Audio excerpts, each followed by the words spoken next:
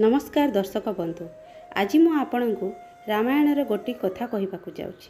आपण माने गुंडुची मूषा तो देखिथिबे। देखिबाको से केते सुंदर आउ ता पिठीरे थिबा तीनोटी गार ताहाको आहुरी सुंदर करिदिए। आज जानिबा गुंडुची मूषार सेही तीनोटी गार केमिति हेला। रामायण रे जितेबेले रावण सीता को हरण करिनेला, राम समुद्र पारी करिबा पाई बानर और भालू को नहीं समुद्र रे गोटिए सेतु तैयारी करुथिले। सही समय रे गोटे छोट गुंडुची मूषा ता मुहरे छोट छोट पथर खंड नहीं सही सेतु पाखरे रखुतेला। से यही काम को बारंबार करुथाए। सही समय रे जड़े बानर गुंडुची मूषार यही कार्य को देखिला एवं हसिबाकू लागिला।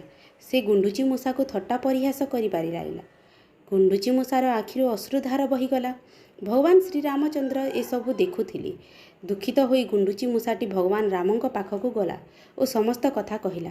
यापर श्री रामचंद्र तांको सेना को देखाइले जे गुंडुची मूषा द्वारा पका जाइथिबा छोट पथर किभली दुईटी पथर मध्यरे रही ताकू जोड़ी रखुची।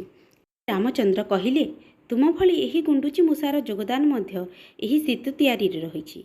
यह कही प्रभु श्री रामचंद्र तांको हातरे गुंडुची मूषार पिठी को आउंसी देले।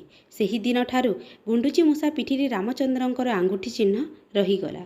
यही कहानीटी आपण मानकु केमिति लागिला कमेंट करी निश्चय जणाइबे।